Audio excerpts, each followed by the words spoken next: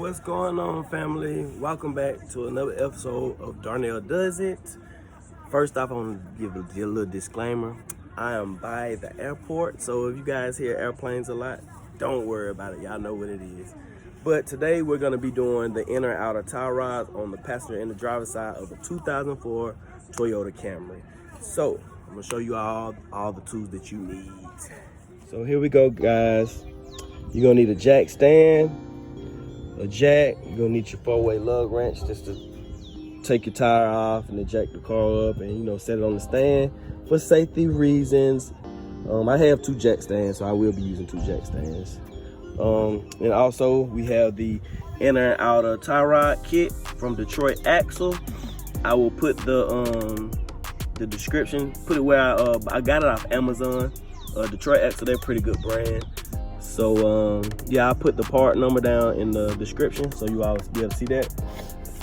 Then I have my needle nose, pliers, grip pliers, and I have my 1/2-inch drive, and I have the 19mm deep socket hooked up into it.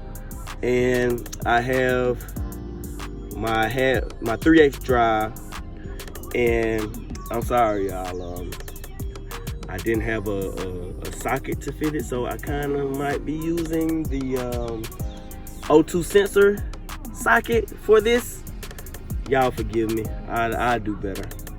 But yeah, let's go ahead and get started on the job. So guys, we're gonna start off by jacking the car up, getting up on the jack stands, and taking the tire off.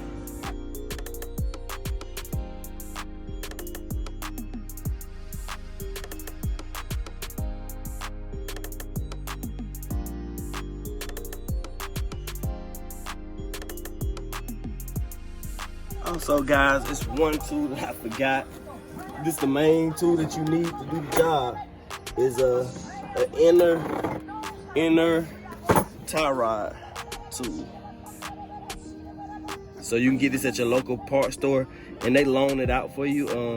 I think it rung up to like $97, but when I take it back, when I return it, they'll refund my $97.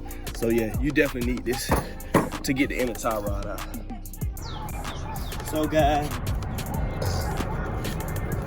we're gonna start out by detaching the tie rod from the back of the rotor, and you have the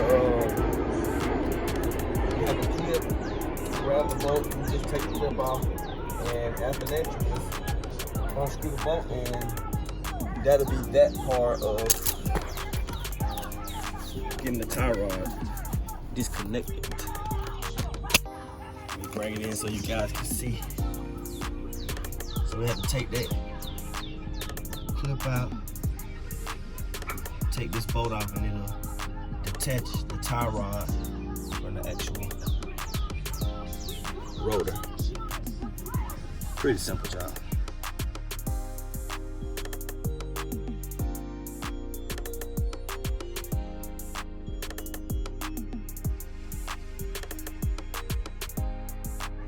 So guys, I don't know if you can see through the time lapse, but once I got the castle nut off, I had to use the hammer just to give it a little tap, get it on the tap underneath to get it to come out. So that was down there. I had to tap it a little bit with the hammer just to get it to come up, to break it loose. So now you all, we have to come and take the bolt off that's holding the outer tie rod in place using a 7/8 wrench, and you would go opposite way. So you would tighten it up to actually loosen it. So you just go in opposite direction to loosen it. And before we hammered to take the outer tie rod out of the slot. So for you to be able to unscrew that, you're gonna have to stick it back in there just to give you some leverage to hold it, because if not, it just keeps spinning around. So yeah, so we'll take that, loosen that up, and now we'll be able to take our outer tie rod. I'm gonna count the rotation, so you can, when you put your new one on, you can line it up with the same amount of rotations. Therefore, you still gonna have to go get an alignment, but this will get it close for it to be safe to be able to drive up there. So you want to count your rotations. 1, 2, 20, 21. So it's 21 on the passenger side. And you can write it down if you want to, but I just use something, just scrubbing in the wheel well, so I remember. So I just scrubbed 21 in the wheel well, so I can be able to tell. You just take the bolt off, and then we can move on to getting the inner tie rod, which you will need the inner tie rod tool that we went and rented from our local AutoZone. Shout out to AutoZone. AutoZone definitely save us do-it-yourselfers, because you know, to go buy this tool, it'd probably be $100 and some when we can just go to AutoZone and rent it for free. You know what I'm saying? So that definitely helps us out a lot in the process of working on our own vehicles, because you're not gonna do tie rods too often. So yeah, let me show you all the kit. So this is what the tie rod tool look like. It comes with a lot of different size, so you can, you're gonna have to go through it and find your specific size for the inner tie rod that you have that fits perfectly, and then you would load it into the machine. Once I find my particular one, I will load it into the machine to show you all the process of that. So guys, as you can see, I found the specific size of my inner tie rod. You can see I got it draped around there, because the tool is separate, so you have to put your specific adapter on, and then you have to slide. If you look at the tie rod tool, you will see that it has slits in it. And those slits, hold up, let me focus it for y'all. I apologize. Get this glove off. So you see it has slits in it, and those slits are made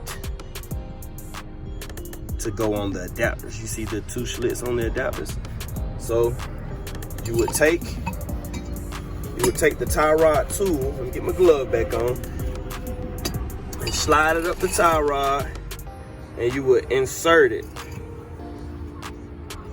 on those 2 slits, and you would turn it to try to lock it in. A lot of times these the tools that'll keep jumping off because they're not made very sturdy. So now I have it on, and then you just give your inner tie rod a spin. Whoa.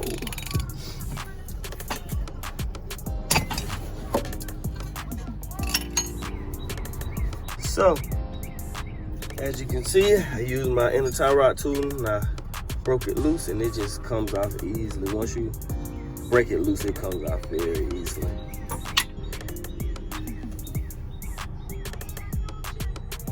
And you definitely wanna keep this washer, because if you look at the washer closely, see if it zooms, get it to zoom good. You see it has slits in it.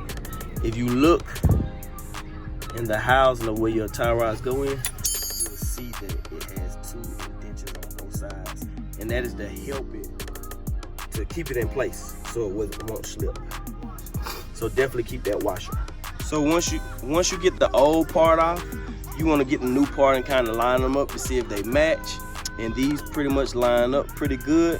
I like the way that the new ones are made, because it has a nice it's squared off right here, so that you can put your wrench on it to be able to tighten it up. This one just has a slight indentation in it, but this is squared off pretty nice that you can get your wrench around pretty good. So we're gonna put the new inner tie rod on.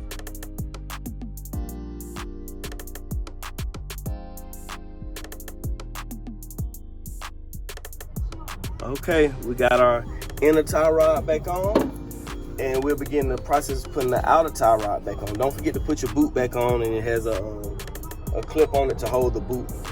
So don't forget the process of, it took 21. Remember, we wrote it in the wheel well. We wrote in the wheel well that it took us 21 turns, and that was where the alignment was on. So we're gonna go and we're gonna do our 21 turns to get this back on. So we did our 21 turns. Now we got to come in and bring the nut back down to tighten it down onto the outer tie rod so it won't move any. And this is just for the time being, because you know we got right afterwards we're gonna take it to get alignment at our local alignment shop. I use Cram tires on Moreland Avenue. They've been around for forever, and they always done good work. I've never had problems with them. My father, my granddaddy used them, so they've been around, and they expanded a couple years. It been a little while now. They expanded and they actually opened up a shop for tractors. So if you need any work done to your tractor and you're in the Conley area, stop by Cram Tire on Moreland Avenue. So yeah, we're just gonna tighten this down, and I kind of used I kind of put it back inside of the back of the rotor, just to give me a little help to leverage it out. So yeah, I backed the nut back onto the outer tie rod, and now I'm ready to put it back into the rotor. And after I put it into the rotor, put the capsule nut back on and put the pin on it. Yep, like I said, we got the inner and the outer tie rod back on. Now we're just gonna insert it back down into the rotor and tighten up our capsule nut.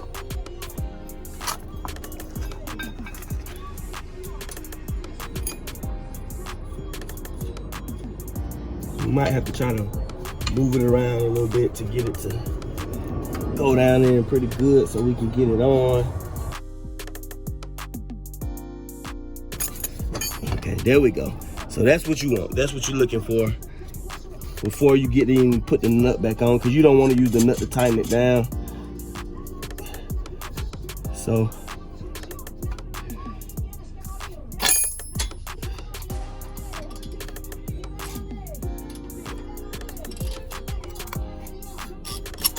again, it's a 1/2-inch drive. We got 11/16 socket, and I am taking it off instead of putting it on. There we go.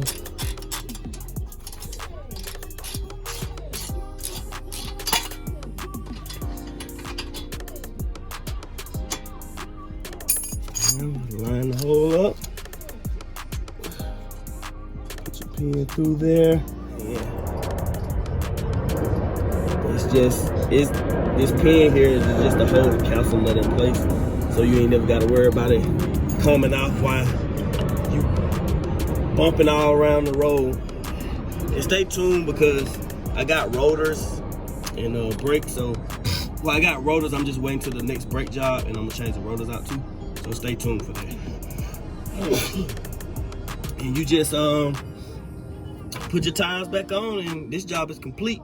You do the same thing for the other side.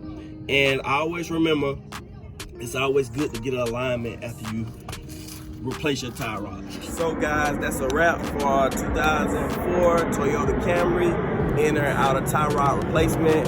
We just got back from getting the alignment at Cram Tire on Moreland Avenue. So if y'all ever in this area you need any work done, they do a real good job. The alignment was $55. I know everywhere else you go it's 70 or better, and they do a good job. They warranty their work. So that's it for this job. So if you're not already, join Darnell Does It Nation. Subscribe, please. Like this video. If you have any comments or questions, just please put it below and I'll get back to you, and I'll put all the tools that I use down in the description of this video. All right, y'all, see you next time.